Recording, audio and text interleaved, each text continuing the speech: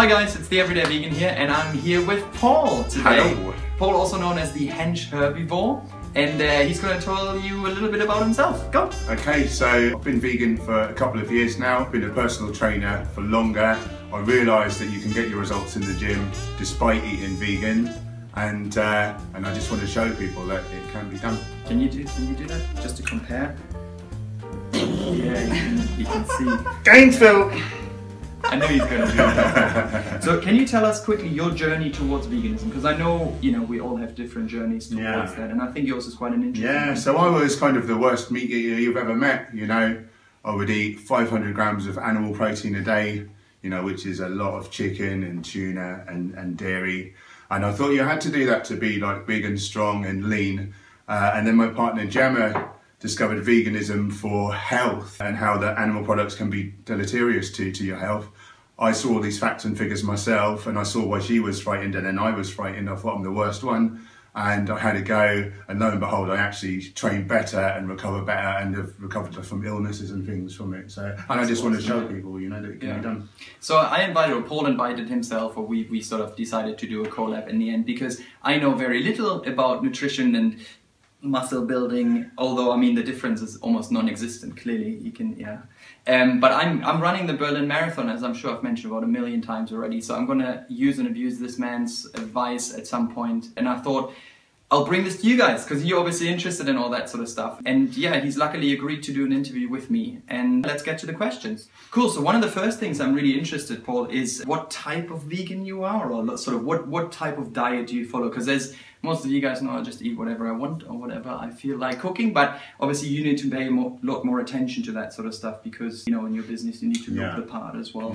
So yeah, maybe talk about that a little bit. Yeah, cool. So initially I started eating 80-10-10, which is a completely raw diet. Minimum 80% of your calories from carbs, and then a maximum of 10% of your calories from proteins and fats, which pretty much you're eating a lot of fruit, and a hell of a lot of fruit. It needs to be like 3,000 to 5,000 calories probably for a man. And vegetables, or just and fruit? some mostly leafy greens for the minerals, because they're so mineral dense. And I think that is a brilliant way to eat if you're trying to recover from illness, and just you want to be as healthy as possible. I think that might be one of the best ways to do it. And then I kind of thought from there, I decided I'm not eating broccoli, I'm not eating onions, I'm not eating garlic.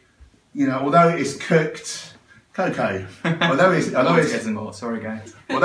cooked, maybe there's some nutrients that we're getting from there that we're not getting from these. And I thought I'm not going to be dogmatic and stick to one thing just because someone says, oh, that's got to be the best way. Good. And so I discovered for myself a type of vegan called Raw Till 4, which then kind of became popular. So I'll eat fruit all day long, maybe some leafy greens. In the evening I'll have cooked food, which will be lentils, a lot of vegetables, occasionally some grains, and some people do well eating a lot of grain. I avoid gluten where I can though. But for me, I do add in a little protein powder. Being a bodybuilder and a combat athlete, sometimes it might be beneficial to add in a little, but I never really go above the 10% of my calories. Because it's interesting, you said something, we've had a chat before we did this interview just so I get to know Paul a bit better and have material for this. And one of the things you said that at some point you ate 125 of your 5 a day or something. And I think that's really interesting because there's a lot of research that suggests that 5 a day isn't actually enough. It's a UK guideline, whereas in Japan, I know for a fact it's actually 17 a day, which is crazy, and 11 of them are vegetables, which is really interesting. So I think you said this to me earlier as well, that just fruit isn't good enough. You need to have a lot of vegetables. Yeah, you probably need some, especially the greens for like the minerals. So 80-10-10, we've discussed raw till 4 means raw food till raw food. For you guys who don't know, it means it's not heated above 60 degrees. Is that right? Yeah. And mainly not cooked at all. It'll be mostly fruits, really, for that. Yeah, because I know your partner, she makes really cool little, I don't even know what to call them. Truffles, truffle things, which I ate. They're awesome, by the way. We'll try and maybe do something with her as well. Get some, because I never do dessert things. So one thing that I would assume is that you probably need a little bit more nutrient than I do. Although I do running now and I go to the gym, but probably not to the same level as you do. And I know you've sort of done a lot of weight training before you became vegan. So tell us a little bit about the journey of going from being an omnivore bodybuilder or personal trainer to a vegan, in terms of how much do you eat, how many calories do you eat, just a little bit about that. So I think the main thing with veganism, a lot of people can easily undereat. So recently I did a diet. I've dropped like 4 stone in fat. What's that in kilograms? No one knows. We forgot. We did work it out, didn't we? Yeah. But it's a lot, actually. Yeah. I dropped it very easy. I was dropping a couple of pounds of fat a week, but I was having to eat at the end of my diet. So as you go on in your diet, you trim back, trim back, trim back. At the end of my diet, I was eating 3,000 calories, and to eat enough fruit and veg, it's a lot of volume. You know, it's a few like kilos of food. So easily people can undereat. So I think that's where people go wrong with veganism. You have to eat a lot. I'm now trying to put some muscle back on again. And I'm eating 5,500 calories, and I'm just slowly filling out, you know. Yeah, So talk to us a little bit about because you mentioned the word guilt. Yeah. In the past, and you said that you know you have quite a spiritual lifestyle now, and I think you pay a lot of attention not just to your physical health but to your mental health and your spiritual health as well, which I think is amazing. Talk to us a little bit about how much did you eat? You talked to me about like 20 chicken breasts or whatever. Yeah, so the equivalent 500 grams of animal protein a day. I used to think that you had to eat 10 kilos of chicken a week. I would eat a couple of steaks a day, a couple of cans of tuna. I would drink 6 pints of milk or the equivalent with protein powders. And I thought you had to do that to be big and strong, and I would advise like my clients as well, is this how you're told? But actually, when I made the change for myself, the only difference was I recovered quicker, I got rid of like the tendonitis. Let's you describe tendonitis just quickly for those who so it could be like a screaming pain, whether your tendon attaches to the bone, it gets inflamed. And I think having an acidic diet, which again is kind of your animal products and etc., kind of causes that, and it robs your body of nutrients in order to buffer the acid in your blood, because we need to be slightly alkaline. And now with your clients, the ones that you teach now, that was something I was really interested in as well. Is they're not necessarily all vegan, but the advice that you give is not necessarily purely vegan, but it is. You said to me earlier you would have an issue within yourself to say to someone, go and eat chicken breasts. So what sort of advice do you give nowadays? So now I would say half of my clients now are omnivorous, half are vegan, or a lot of people come to me now and looking to change, because it really seems to be a growing thing, which is lovely. And so I'm happy to prescribe people. Maybe they want to grow, maybe they want to diet, so they need to know how many carbs to eat, how much fat to eat, what type of, how much protein. And if they're not vegan and they say, look, I'm not going to go vegan, I will prescribe the amounts, but I won't say, eat that chicken, have this so much fish. So you do nutritional advice as well as pure training advice. And I think 90% of your success in the gym or in your fitness, 90% is what you do and don't eat, and are you hydrated, and you can knock yourself out in the gym, but if you're not given the building block to grow, or there's a saying, you can't out-train a bad diet, and nutrition is key, definitely. The other thing that we talked about earlier, just because somebody is vegan doesn't necessarily mean they're healthy. A lot of people think that, I think from looking on the internet and talking to people, that just because you're vegan you're suddenly healthier. I think you come across that a lot, and you think about that a lot. You have to pay attention to your diet. So any tips there, anything that you can say? We spoke about B12 and D3, anything else that you saw? So again, in the past when I was omnivorous and I was doing everything to get big and strong, I would eat 50 different supplements, like tablets, vitamins, minerals, and I've realised, no, if you're eating enough fruit and veg, you're smashing all of those targets. But B12, as you say, because we now scrupulously wash all our produce, and we don't drink water from a well or from a stream, so we're now nearly everyone is B12 deficient, not just vegan. So it should be methylcobalamin, which is the coenzyme version. We need that. Look it up. To this guy. Look it up. And D3, because we evolved, if you believe in evolution, in the tropics. We've now migrated so far from the equator, we're not getting enough sun.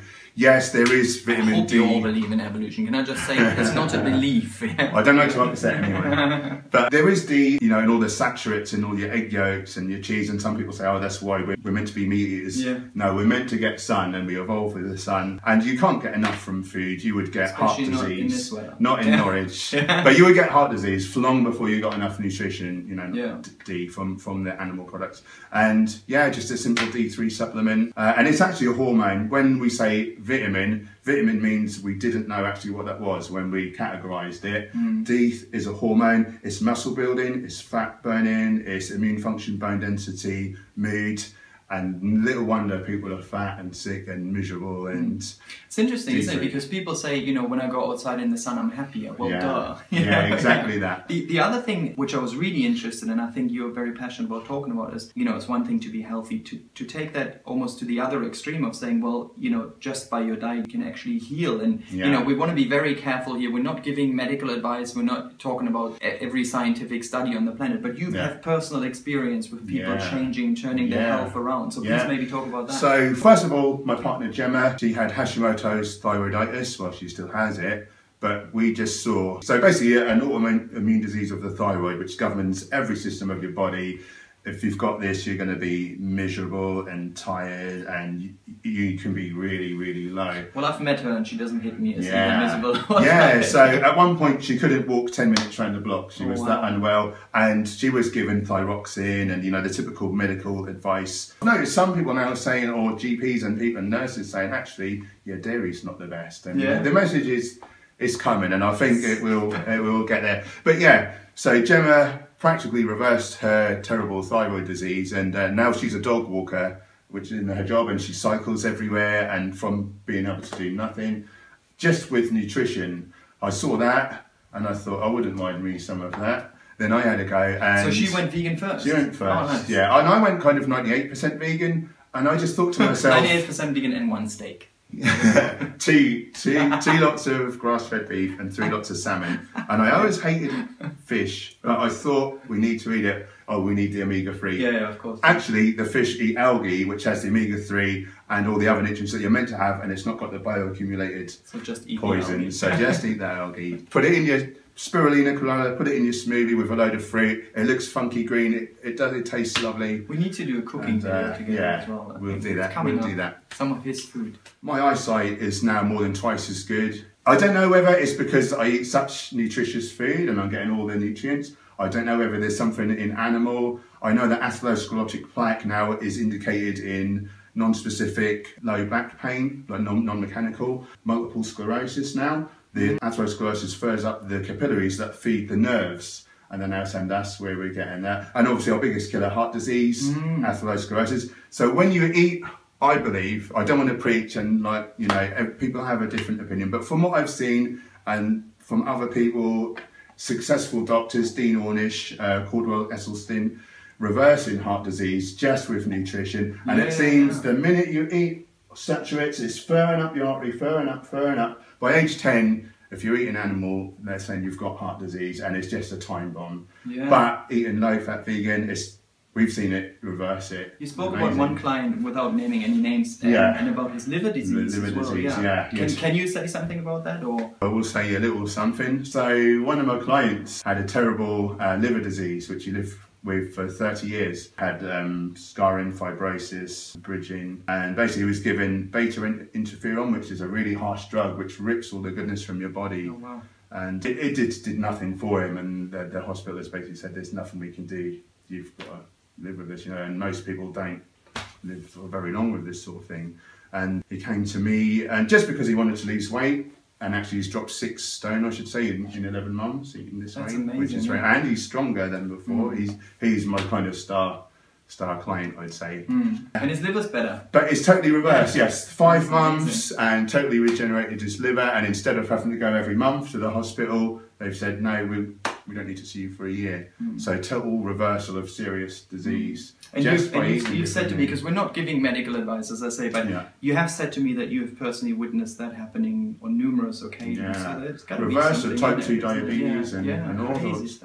Things that we think it's either aging, or, you know, we think we need just drugs and the medications. Oftentimes it's masking the symptoms. Of the generation. Yeah, exactly that. In poorer countries where they can't afford meat and dairy, oftentimes you say to an average person in a rural Chinese village, breast cancer, they'll look at you with a blank expression and they wonder what you think. They don't know heart diseases and things. They eat so little. So I thought I'd try it, and yeah, it's amazing. If anything, I've reversed my hay fever that used to keep up in the summer. It would be like I had the flu, so tired and streaming eyes. I don't get it anymore, and the eyes and the tendonitis, I can just train like a monster, and the next day I'm recovered, and you know, just recover quicker, less need to sleep, more energy. Awesome. And I just want to show everyone about it, and we can take our health into our own hands and I think that's, if you take anything away from this message, then that was it. So one of the other things that we were speaking about when we were walking earlier, we spoke about why people go vegan. And a lot of people say it, and I think I watched a lot of really bad YouTube videos recently of people that consider veganism to be some sort of in-group, and they consider it an achievement to be vegan, and therefore they can fat shame, and they can be sexist towards other vegans or people that aren't vegan. And I don't think either of us buy into that at all. No. And, you know, one of the main comments was, well, clearly everybody is vegan because of the animals. And I was thinking to myself, yes, that is a very, very valid reason. But I believe there are other reasons as well. You know, I'm mainly vegan for ecological and economic reasons, and the danger that animal farming poses to the health of the planet. And some people do it for health. And I think that was very much your journey. Exactly that. You just saw the dangers of eating animal and how you can reverse and prevent disease by eating modestly plant. You know, from there, I accidentally saw, you know, I joined groups and Facebook pages, sites to get recipes and etc. And then you accidentally see the horrors that animals have to go through. And just, you know, for a taste on your tongue for like 30 seconds and that's their life gone. And how would I like that to be the other way around? Like, I can't think of anything more selfish. And so from there, I kind of found, I suppose, spirituality and just putting others first, and I consider animals to be others as well. I think they all have a spirit, you know, we're all spirits. And I think one of the triggers for that was the cow story. Yeah, very much so, yeah. So briefly tell us about that. So I was cycling home from the gym with my partner Gemma, and a cattle truck came across, you know, the front of us, and through the slats in the side I saw a couple of cows, and one made eye contact with me. And I could see that it had a spirit, I could see the fear in its eye, the terror. It knew that it wasn't going to a good place, and with every fibre of my being, I just wanted to let her free. But obviously, in this crazy world, you'd be seen to be locked up. Bad. Exactly. Yeah. And although initially for my health, if someone now said to me, actually, the new study says that it's healthier to eat a bit of animal, I couldn't do it. You know, for the sake of 10 years of my life. Everything has a right to live and to be happy, and that's all that everything wants. And I very much doubt they will find that scientific evidence. So. Very briefly, tell us about the spirituality that's now a big part of your life, because you found that through the sort of going from vegan as a diet and a health benefit to it becoming a lifestyle and what it's become. So, you know, 2 years ago, if someone said spirituality, I'd think like, you know, what the hell is that? You know, I worked in the door industry. I had to be like a big, strong guy. And the great spiritual leaders say every decision you make is either out of basically fear or out of love, like they're the two opposites. And so I don't need to. I know I can look after myself, but I can choose to be kind and think of others, not always myself first. Let them have a life. Everything deserves to live and to have a chance. You know? I said it better myself, actually. Oh, if not, I'll toss you up. If someone wants to get in touch with you, where do they find you? If you want to do any, what is it, weight training, general fitness, running, anything really? Yeah, so I coach self-defense, obviously. My specialised subject probably is vegan nutrition and help make the transition. But yeah, I coach martial arts, self-protection more than anything, weight training and fitness. Yeah, I'm more for the underdog. If someone looks like, or someone seems like or if they seem like a bad person. Recently I turned down £60 worth of diet plans because I didn't want to advocate eating animals. I just want to help nice people and pay it forward. Just be nice to each other. So where are you? And so Phoenix Gym, Oak Street, Norwich, units 1 to 3. Or YouTube? YouTube, Hench Herbivore. What a name. Great. www.henchherbivore.co.uk. And come and see me and we'll get you hench. In that spirit, be kind, be vegan. We'll see you soon. Bye. Bye-bye now.